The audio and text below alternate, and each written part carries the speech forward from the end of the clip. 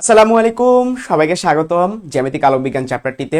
শর্টের বাইরের একটা চ্যাপ্টার, তোমাদের আতঙ্কের একটা নাম, কিন্তু তুমি যদি বুঝে বুঝে পড়ো, প্রত্যেকটা টপিক ধরে ধরে পড়ো, দেখবা যে আসলে চ্যাপ্টারটা খুব একটা কঠিন না। তো তার জন্য আমাদের আসলে উচিত একটু মনোযোগ দিয়ে প্রত্যেকটা টপিক বোঝা। তো জ্যামিতিক আলোক বিজ্ঞানে আসলে 9-10-এর সাথে কিছুটা কিছুটা মিল আছে, অমিল অনেক কিছু আছে, বাট বেসিক যেগুলা লেন্স, তারপরে হচ্ছে গিয়ে দর্পণ, সেগুলো কিন্তু বেসিক জিনিসপাতি মিল আছে। আর পরবর্তীতে আমাদের প্রিজম আছে, তারপরে গিয়ে আমাদের প্রিজমের পাশাপাশি বিভিন্ন ধরনের লেন্সেরও অ্যাডভান্স টপিক আছে। ঠিক আছে, সবগুলো আমরা ইনশাল্লাহ আজকের ক্লাসে শিখে ফেলবো। তো চলো শুরু করা যাক। সর্বপ্রথম টপিকটা হচ্ছে বিজ্ঞানী ফার্মাট একটা নীতি দিয়েছিলেন, প্রতিফলন প্রতিসরণ বেসিক আমরা একবারেই জানি যে প্রতিফলন মানে কি, গিয়ে সে আবার ব্যাক করবে, আগের জায়গাতে ব্যাক করবে। ঠিক আছে, আগের মাধ্যমে সে ব্যাক করবে। আর প্রতিসরণটা হচ্ছে সে আগের মাধ্যমে ব্যাক করবে না, সে পরবর্তী মাধ্যমে গিয়ে সে চলে যাবে আর কি, বেঁকে গিয়ে। ঠিক আছে, তো বিজ্ঞানী ফার্মাট একটা কথা বলছেন যে এটা কিন্তু ন্যূনতম, একবার ন্যূনতম পথ কিন্তু সে আসলে অতিক্রম করে থাকে যখন কোনো একটা আলো প্রতিফলন হোক প্রতিসরণ হোক, সে যে যাবে, সে যে প্রতিফলন হবে বা প্রতিসরণ হবে, সে কোন পথটা অতিক্রম করবে? সে হচ্ছে ক্ষুদ্রতম পথটা অনুকরণ করবে। এইটাই হচ্ছে ফার্মাটের নীতি। তো পরীক্ষা আসতে পারে যে ফার্মাটের নীতিটা আসলে দিয়ে কি কি সূত্র প্রতিপাদন করা যায়। প্রতিফলনের সূত্র আমরা চাইলে প্রতিপাদন করতে পারি। প্রতিফলনের সূত্র কি? আমাদের I1 এবং I2 সমান হবে। প্রশ্ন হতে পারে ভাই I1 I2 মানে কি, অথবা I1 I2 নাম না দিয়ে অন্য নামও দেওয়া হতে পারে, এটা তোমার ইচ্ছা। যে ধরা যাক এটা হচ্ছে আমার একটা মাধ্যম, এখানে একটা আলো পড়লো, সেটা আবার এরকম ব্যাক করলো। এই আলোটাকে যদি আমরা আই নাম দিই, ঠিক আছে, ওইটাকে তুমি তো মন মত নাম দিতে পারো, এটাকে এ নাম দিতে পারো, ওটা বি নাম দিতে পারো, যাই নাম দাও না কেন। এটাকে যদি আমরা আর নাম দিই, তাহলে আই এবং আর পরস্পর কি হবে? সমান হবে।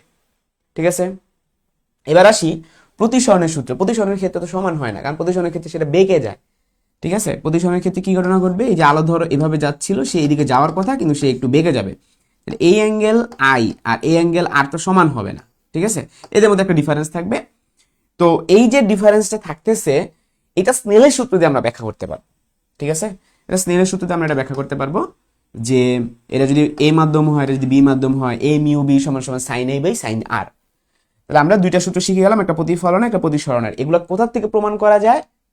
এগুলো আমরা ফার্মাটের নীতি থেকে প্রমাণ করতে পারবো। আর হচ্ছে সরলরৈখিক গতি, সেটাও আমরা ফার্মাটের নীতি থেকে প্রমাণ করতে পারবো। সেই তিনটা পরীক্ষায় আসার মতো। পরবর্তী টপিকে যদি আমরা চলে যাই, আলো প্রতিফলন বেসিক এখানে দেওয়া আছে, প্রতিসরণের বেসিক। ঠিক আছে, এই যে স্নেলের সূত্রটা, এখন এটা আমরা একটু বিস্তারিতভাবে শিখবো স্নেলের সূত্রটা। ঠিক আছে, তো স্নেলের সূত্রটা হচ্ছে এরকম যে, আমি যদি আলাদা একটা স্লাইড ওপেন করে তোমাদেরকে বোঝাই তাহলে আরো বেটার হয়। স্নেলের সূত্রটা হচ্ছে এরকম যে, ধরো দুইটা মাধ্যম আছে তোমার কাছে, হ্যাঁ, একটা হচ্ছে হালকা মাধ্যম, একটা গাঢ় মাধ্যম বা ঘন মাধ্যম। এখন যে কোনো একটা এক্সাম্পল দিয়ে তুমি শুরু করতে পারো। আমি ধরো ফার্স্টে বললাম যে এটা একটা হালকা মাধ্যম, ঠিক আছে, আর এটা একটা ঘন বা গাঢ় মাধ্যম। তো একটা রশ্মি হালকা মাধ্যমে এভাবে যাওয়ার কথা, কিন্তু সে এভাবে বেঁকে যাবে। ঠিক আছে, আমরা জানি হালকা থেকে ঘন মাধ্যমে গেলে অবিলম্বের দিকে বেঁকে যায়, তার মানে এটা যদি আই হয়, এটা হবে আর।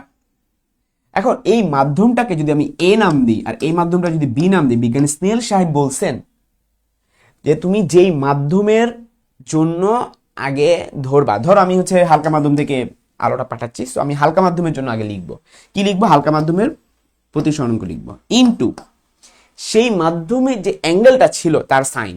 তো এই মাধ্যমে অ্যাঙ্গেল কি? আই, তাহলে এটা কি হবে? Sine I is equal to হবে পরবর্তী যে মাধ্যমটা বা হালকা থেকে যে মাধ্যমে গেছে ঘন মাধ্যমে গেছে সেটা প্রতিসরণাঙ্ক ইনটু সাইন দিয়ে ওইটার অ্যাঙ্গেল। ঠিক আছে, তাহলে এখান থেকে আমরা এটা লিখতে পারি যে যদি সাইন আরকে আমরা ওই পাশে নিয়ে যাই, তাহলে কি দাঁড়ায় বলো তো? Mu B divided by mu A সমান সমান sine i divided by sine r. এই জিনিসটাকে আমরা এ মিউ বি বলে থাকি। ঠিক আছে, এইটাই হচ্ছে আমাদের স্নেল সাহেবের সূত্র। ঠিক আছে, তাহলে আমরা শিখে গেলাম কিসের সূত্র? স্নেলের সূত্র। এই বেসিক একটা সূত্র দিয়ে কিন্তু অনেকগুলা প্রবলেম সলভ করা যায়। ঠিক আছে, আচ্ছা চলো এখন আমরা পরবর্তী টপিকে চলে যাচ্ছি। তাহলে প্রতিসরণাঙ্ক জিনিসটা আসলে কি? প্রতিসরণাঙ্ক মিউটা হচ্ছে, ধরো এই মাধ্যম থেকে বি মাধ্যমে গেল, প্রতিসরণাঙ্ক বেসিকটা হচ্ছে যেই মাধ্যম থেকে আলোটা যাচ্ছে, যেই মাধ্যমিকে পৌঁছাচ্ছে, তাদের তাদের কি বলতো?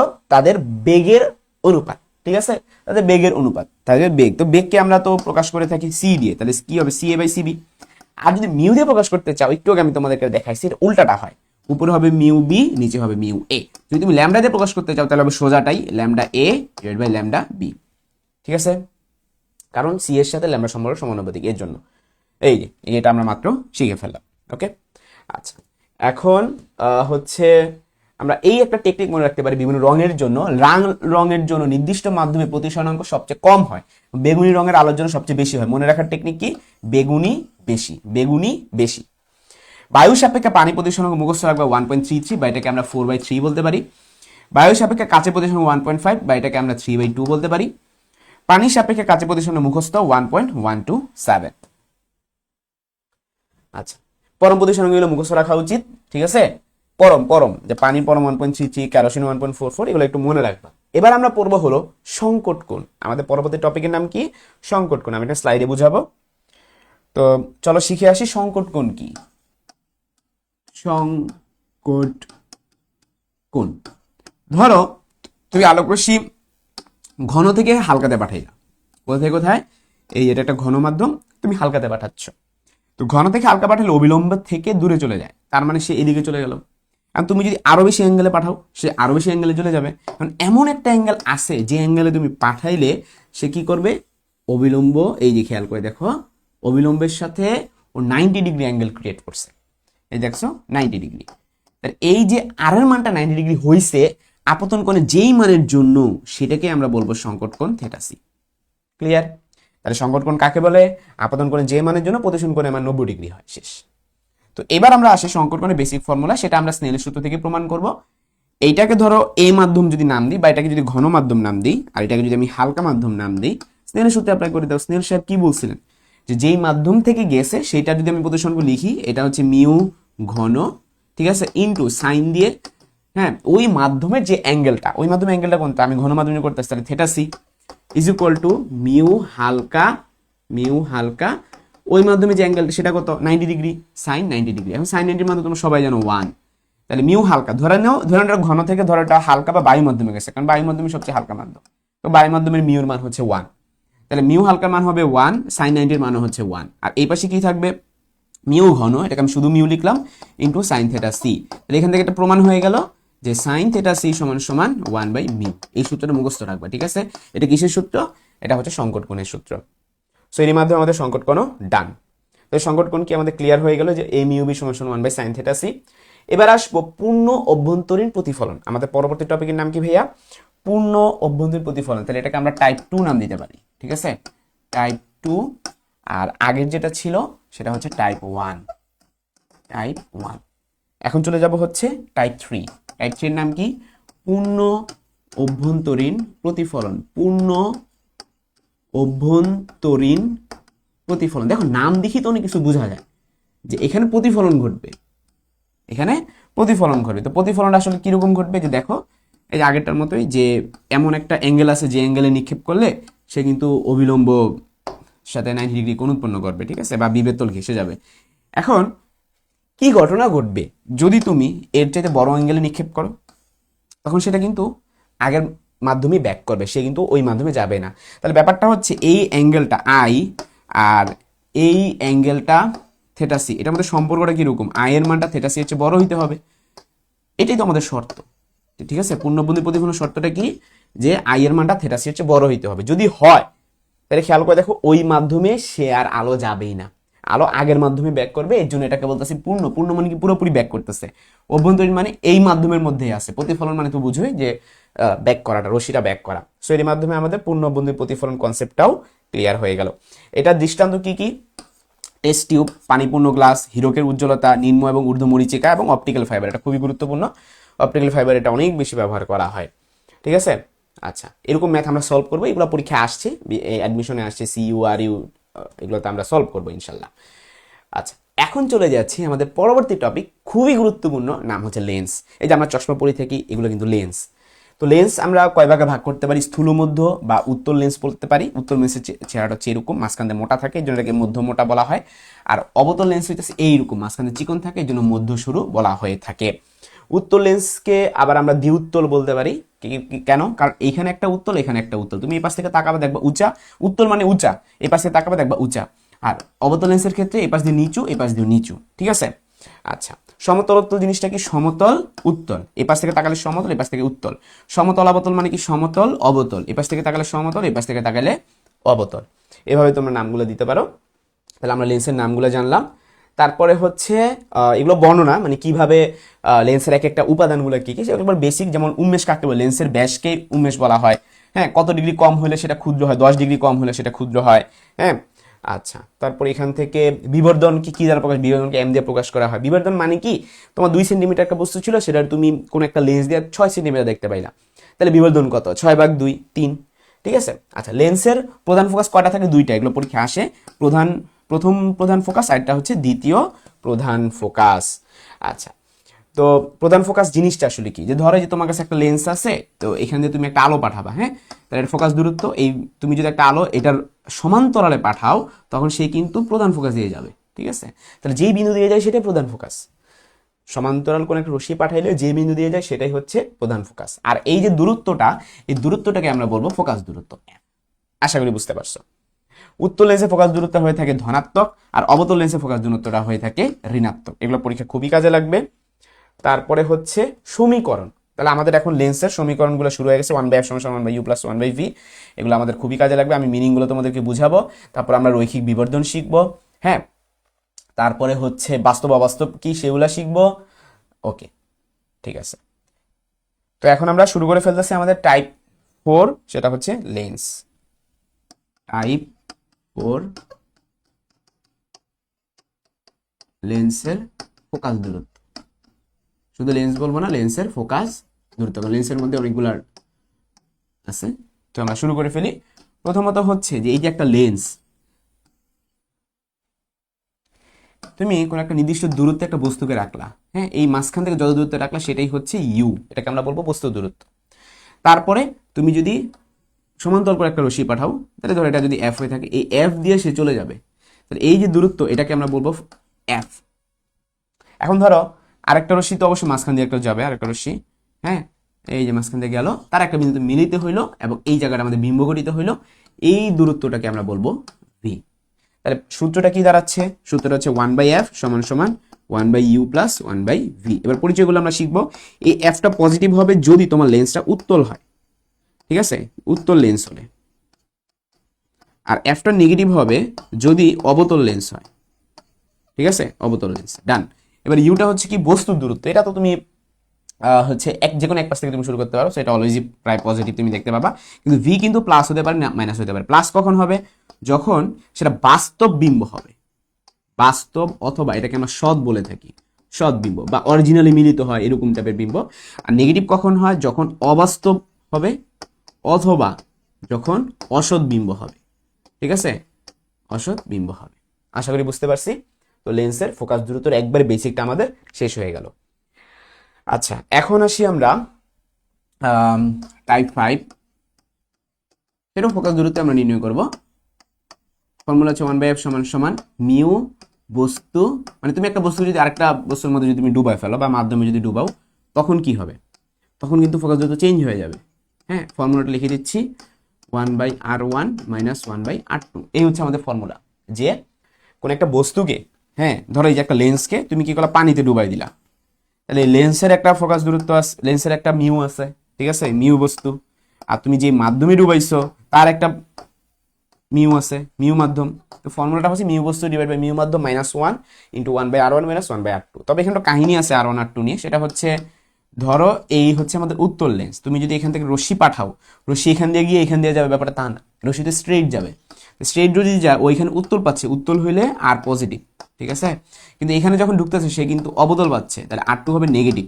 তাহলে একটু সাবধান থাকবা, r1 হবে পজিটিভ, r2 হবে নেগেটিভ যদি উত্তল লেন্স বলে। ঠিক আছে, আর যদি অবতল বলে তাহলে সেক্ষেত্রে কি হবে? সে কিন্তু এখানে নিচুটা পাইতেছে, তার মানে এটা হবে নেগেটিভ, আর এখানে উঁচুটা পাইতেছে, এটা হবে পজিটিভ। সেই ক্ষেত্রে এখানে মাইনাস, এখানে প্লাস হবে যখন অবতল বলবে। ঠিক আছে, সেগুলো সাবধানে অ্যাপ্লাই করবা, প্লাস মাইনাস গুলা। আমাদের টাইপ 5 গেল। এখন চলো আমরা আবার আমাদের মূল পিডিএফে চলে যাই। আচ্ছা, এখন যেগুলো আছে সেটা হচ্ছে লেন্সের বিভিন্ন ধরনের প্রতিবিম্বের অবস্থান এবং প্রকৃতি। মোট 6টা আছে। আমরা এখন 6টা সুন্দর মতো শিখবো লেন্সের অবস্থা, এই বিম্বের অবস্থান। ঠিক আছে, সো টাইপ 6-এ চলে যাচ্ছি। বিম্বের অবস্থান। বিম্বের অবস্থান এটা আসলে মানে খুবই লেংথি একটা টপিক, কিন্তু আমি তোমাদেরকে সহজভাবে শিখাবো, শর্টকাটে শিখাবো, খুবই ইজিলি যাতে তোমরা এটা ক্যাচ করতে পারো। ধরো এই যে একটা লেন্স, তুমি কি করলা, এই লেন্স থেকে এই লেন্স ফোকাস যদি তুমি জানো, ধরো এই যে এখানে এফ, এখানে এফ, আবার আমরা জানি লেন্সে কিন্তু দুইটা ফোকাস যদি থাকে, এখানে একটা 2f, এখানে একটা 2f। ফর এক্সাম্পল তুমি একটা বস্তুকে, মানে সূর্য থেকে আলো তুমি ফেললা, ঠিক আছে, অনেক অসীম থেকে, মোট সহজ বাংলা ভাষায় তুমি অসীম, এটা ধরো অসীম, অসীম থেকে একটা আলো পড়লো, ঠিক আছে। তো সেই আলোটা মানে মানে কোন জায়গাটা বিম্ব গঠিত হবে সেটা মনে রাখা একটা টেকনিক হচ্ছে, 1 গঠিত হয় 5-এ, 2 গঠিত হয় 4-এ, 3 গঠিত হয় 3-এ, আবার 3 গঠিত হয় 3-এ, 4 গঠিত হয় 2-এ, 5 গঠিত হয় 1-এ। মানে ব্যাপারটা দাঁড়াচ্ছে হলো, তোমাদের কোশ্চেন ভাই 1 2 3 4 5 এগুলো কি? এগুলো হচ্ছে অসীম থেকে আমি যদি কোনো বস্তু পাঠাই সেটা হবে 1 নাম্বার, তারপর অসীম এবং 2f এর মাঝখানে সেটা হচ্ছে 2 নাম্বার, 2f এ যদি থাকে সেটা হবে 3 নাম্বার, 2f এবং f এর মাঝখানে হলে সেটা হবে 4 নাম্বার, f এ হলে সেটা হবে 5 নাম্বার, ঠিক আছে। আর f এবং এটা c এর মাঝখানে হলে সেটা হবে 6 নাম্বার। তো এই জিনিসগুলো শুধু বাম পাশে থাকবে এটা তা না, তুমি এটা ডান পাশেও লিখবা, ঠিক আছে। যেমন এখানে অসীম, তাহলে অসীম এটা আমাদের ছিল 1 নাম্বার, অসীম থেকে 2f এর মাঝখানে সেটা হবে 2 নাম্বার, 2f এ হলে সেটা হবে 3 নাম্বার, 2f এবং f এর মাঝখানে হলে 4 নাম্বার, f এ হলে সেটা 5 নাম্বার, এবং f এবং c এর মাঝখানে হলে সেটা 6 নাম্বার। দেখো নিয়ম হচ্ছে তুমি যদি 1 নাম্বারে রাখো তাহলে সেটা 5 নাম্বারে গঠিত হবে। তো ব্যাপারটা কি দাঁড়াচ্ছে, তুমি যদি অসীমে রাখো কোন একটা বস্তু, আমি যদি লিখে দিই 1 নাম্বার, সেটা হচ্ছে অসীম রাখো, তাহলে কিন্তু সেটা গঠিত হবে 5 নাম্বার। এখন 5 নাম্বারে কি বলতো, 5 নাম্বার হচ্ছে ফোকাস, তাহলে অসীমে রাখলে সেটা কোথায় গঠিত হয় বলতো, ফোকাস তলে। কোথায় গঠিত হয়, ফোকাস তলে। এখন কোশ্চেন হলো ভাইয়া এটা সাইজ কিরকম হবে, দেখো এটা অসীম অনেক বড়, তাই এটা তো নিশ্চয়ই অনেক ছোট হবে, কারণ এত বড় একটা জিনিস থেকে তুমি বিম্ব কত বড় দেখবা, বিম্ব তো আমরা আমাদের চোখের লেন্সের এটা ছোটই দেখি, যতটুকু দরকার ততটুকুই দেখি। সো এটা কিন্তু অত্যন্ত খর্বিত হয় ফোকাস তলে, এবং এটা কিরকম হয়, অত্যন্ত খর্বিত, কারণ আমাদের বিম্বুতে এই আমাদের লক্ষ্যবস্তু ছিল অনেক বড়, অসীম বড়। এবার আসো 2 নাম্বার, 2 নাম্বারে রাখলে 4 নাম্বার গঠিত হয়। 2 নাম্বার মানে কি, অসীম এবং 2f এর মাঝে যদি তুমি রাখো, বা তুমি যদি 2f এর বাইরে রাখো, ঠিক আছে, গ্রেটার দেন 2f যদি হয়, তাহলে সেটা গঠিত হবে 4 নাম্বারে। 4 নাম্বারে কি আছে, 4 নাম্বার হলো f এবং 2f এর মাঝখানে, তাহলে গঠিত হবে কোথায়, f ও 2f এর মাঝে। হ্যাঁ, এটার ক্ষেত্রে কি হবে বিম্বটা, এটার ক্ষেত্রে আগে ছিল অত্যন্ত খর্বিত, এখন হবে শুধু খর্বিত, ঠিক আছে, অত্যন্ত হবে না, কারণ এটা তো আর অসীম থেকে আসেনি। হ্যাঁ, তারপর 3 নাম্বার পয়েন্ট হলো 3-এ রাখলে 3-এ গঠিত হয়। তো 3 মানে কি, 3 মানে 2f এ, তুমি যদি 2f এ রাখো এটা গঠিত হবে, দেখো 3 মানে 2f এ, তাহলে 2f এ রাখলে সেটা গঠিত হয় কোথায়, 2f এ। তারপর যেহেতু একই জায়গায় গঠিত আছে তার মানে নিশ্চয়ই দৈর্ঘ্য সেম থাকবে, তাহলে এটা কি আমরা বলবো, সমান হবে, ঠিক আছে।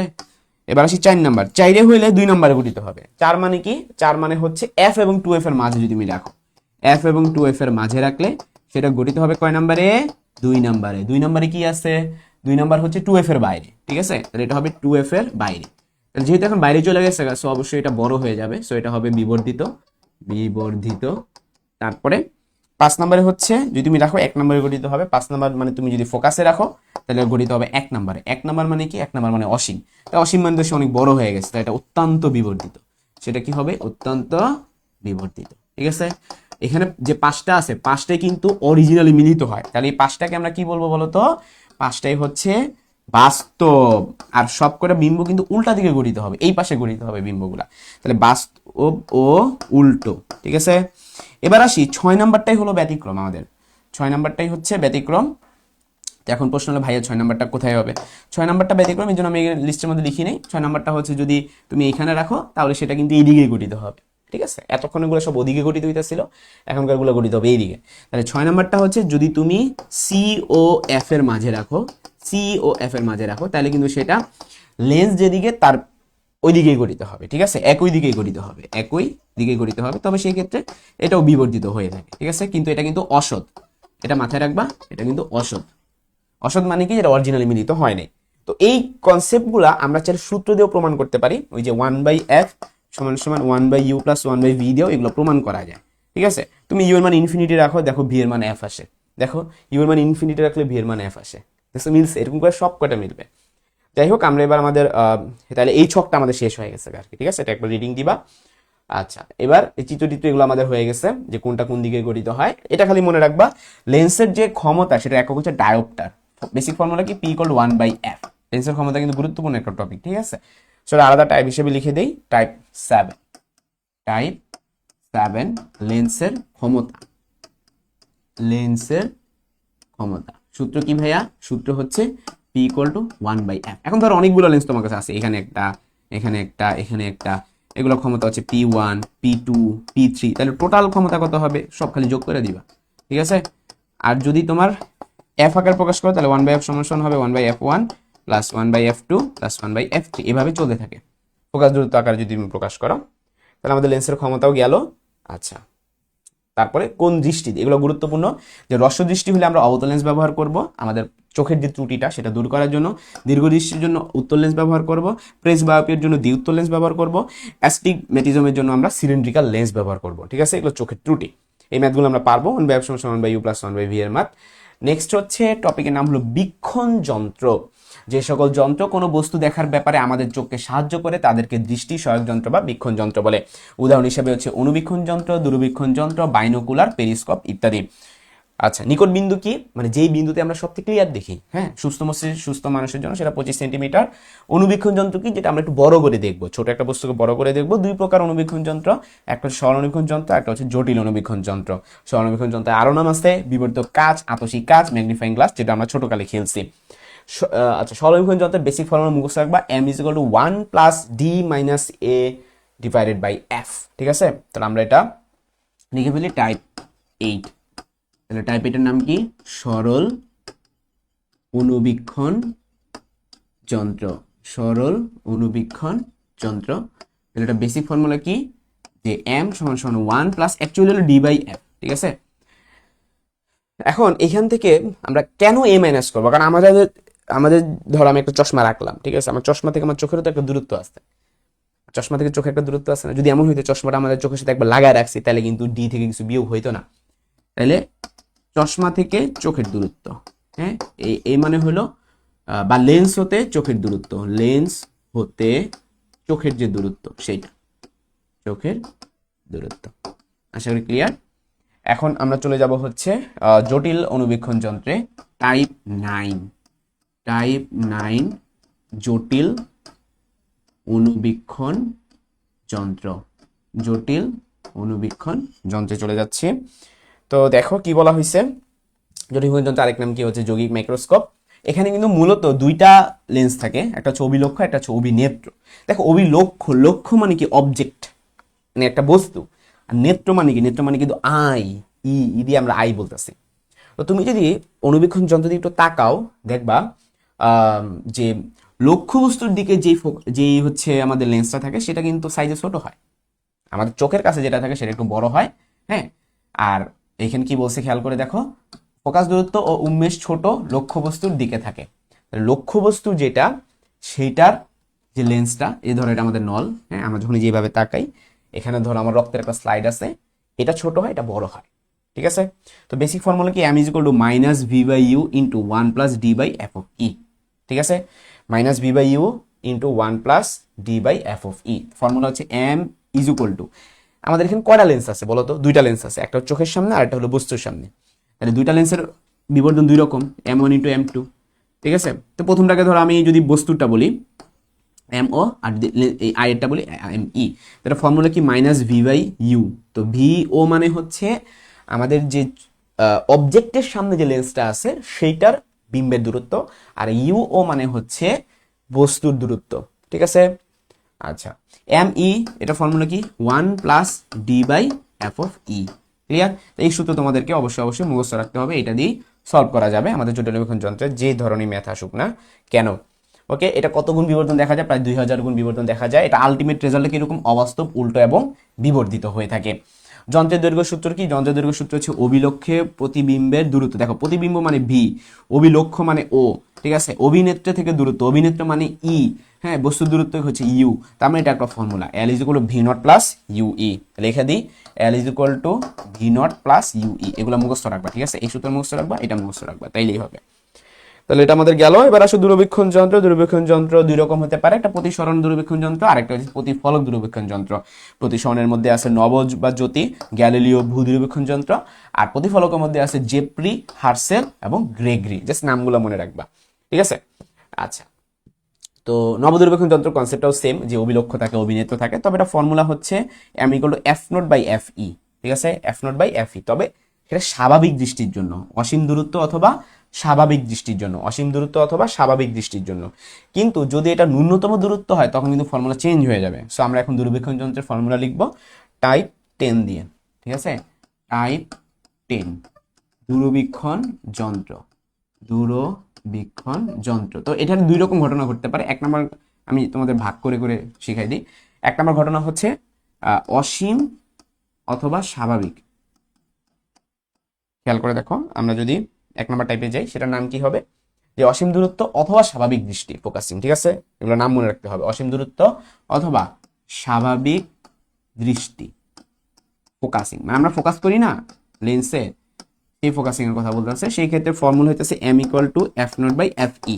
কিন্তু স্পষ্ট দর্শনের, কিন্তু যদি স্পষ্ট দর্শনের ন্যূনতম দূরত্বে যদি তুমি ফোকাস করো, দর্শনের ন্যূনতম দূরত্বে ফোকাসিং, সেই ক্ষেত্রে ফর্মুলা চেঞ্জ। সেক্ষেত্রে ফর্মুলাটা হচ্ছে m equal to f0/f(e) into 1 plus f(e/t), ঠিক আছে? তাহলে এটা একটা ফর্মুলা, এটা একটা ফর্মুলা। আরেকটা ফর্মুলা আছে এল এর। এখানে এল এর ফর্মুলা হইতেছে f0 প্লাস fe প্লাস হবে আর কি, হ্যাঁ। আর এটার ক্ষেত্রে এল এর ফর্মুলা হচ্ছে f0 plus f(e) into d divided by f(e) plus d। এটা দিয়েও পরীক্ষায় ম্যাথ আসছে, তোমাদেরকে দেখাবো, তখন ক্লিয়ার হয়ে যাবে। ওকে, আচ্ছা আচ্ছা, ঠিক আছে। তো এর মাধ্যমে আমাদের কি দূরবীক্ষণ যন্ত্রটাও শেষ। এখন নেক্সটে চলে যাব হচ্ছে আমরা দূরবীক্ষণ যন্ত্র এগুলো গেল। নেক্সটে আমরা চলে যাব, এগুলো পার্থক্যগুলো দিয়ে দেওয়া হয়েছে। নেক্সটের টপিকের নাম হচ্ছে প্রিজম। এখন আমরা প্রিজম পড়বো। তো প্রিজমটা খুবই সহজ আছে, বাট মনোযোগ দিতে হবে কিন্তু। তো এটা আমাদের কয় নাম্বার টাইপ আসতেছে? 10টা টাইপ গেল, এখন 11টা টাইপ। টাইপ 11, টাইপ 11, এবং এটার নাম হচ্ছে প্রিজম। দেখো প্রিজম আসলে কি? প্রিজম হইতেছে একটা 3D একটা মানে ত্রিভুজ। যে ধরো এখান দিয়ে তুমি কোনো একটা আলো ফেললা, হ্যাঁ, এখান দিয়ে তুমি একটা আলো ফেললা। আমি যদি আরেকটু পারফেক্ট শেপে রাখি তাহলে চিত্র আঁকতে সুবিধা হবে। ধরো এই যে এটা একটা প্রিজম, এখানে তুমি একটা আলো ফেললা, এই বরাবর একটা আলো ফেললা। তো এখন একটা চিন্তা করে দেখো, এটা তোমার বিভেদ তল। তো বিভেদ তল 90 ডিগ্রি বরাবরই তো আমাদের কি থাকে, অবিলম্ব থাকে। তাহলে অবিলম্ব কোন একটা কালার দিয়ে আঁকলাম, ধরো লাল কালার দিয়ে আমি একটা অবিলম্ব আঁকলাম, ঠিক আছে? এটা কিন্তু 90 ডিগ্রি অ্যাঙ্গেলে আঁকছি। এখন আমরা জানি এটা হালকা মাধ্যম, আর এটা তো কাঁচ দিয়ে তৈরি প্রিজম, এটা ঘন মাধ্যম। তো হালকা থেকে ঘনতে গেলে কি হয়, অবিলম্বের দিকে বেঁকে যায়। তাহলে ব্যাপারটা হইতেছে অবিলম্বটা আমাদের কোন দিকে, অবিলম্ব তো এই দিকে। তাহলে ও কি করবে, ও কিন্তু যাওয়ার কথা এইদিকে, খেয়াল করো, যাওয়ার কথা এইদিকে, বা সে এদিকে যাবে না, যেহেতু সে মাধ্যম চেঞ্জ হয়েছে। তাহলে আমাদের রশি বাইকা যাবে। কোয়েশ্চেন হলো ভাইয়া ও কি এই দিকে বাঁকবে নাকি এই দিকে বাঁকবে? উত্তর হচ্ছে ও অবিলম্বের দিকে বাঁকবে। তো আমাদের অবিলম্ব তো এইদিকে, ঠিক আছে? তাহলে ও কিন্তু এইদিকে বাঁকবে। তো ও যখন এইদিকে বাঁকবে ও এইভাবে বেঁকে চলে যাবে। কারণ কাহিনী হলো এটা তো একটা ঘন মাধ্যম, এটা হালকা মাধ্যম। আবার তো রশি চেঞ্জ হয়ে যাবে, মানে মাধ্যম চেঞ্জ হলেই রশি ডিরেকশন চেঞ্জ হয়। আগে হালকা থেকে ঘনত্ব ছিল, এই জন্য অবিলম্বের দিকে বাঁকছে। আর এখন কিন্তু ঘন থেকে হালকা, মানে এখন অবিলম্ব থেকে দূরে চলে যাবে। এখন কথা হলো আমি তো এটার অবিলম্বই জানি না, এটার অবিলম্বটা চলো আগে আঁকি।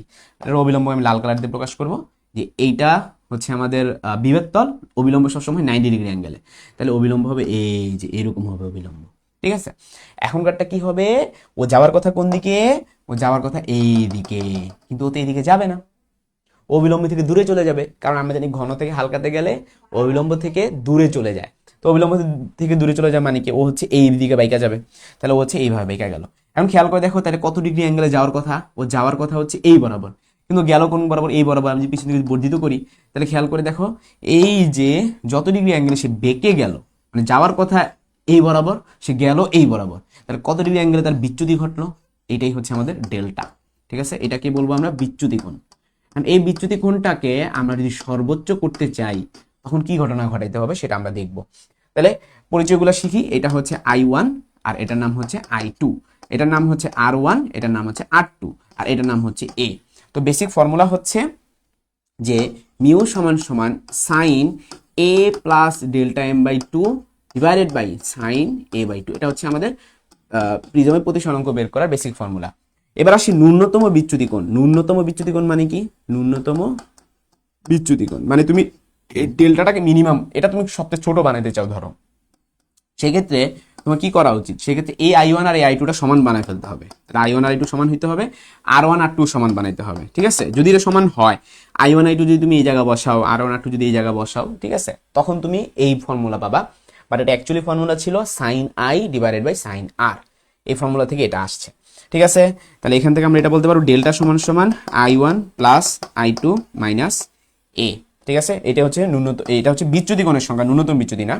তো যদি আমাদের ন্যূনতম বলে দিই, তখন I1 আর I2 সমান হয়ে যাবে, তখন কি হবে I1 plus I1 minus A delta, অতএব ডেল্টা, তখন আমরা এখান থেকে কিন্তু এই নতুন একটা ফর্মুলা পেয়ে যাব, ডেল্টা সমান সমান 2I1 মাইনাস A, ঠিক আছে?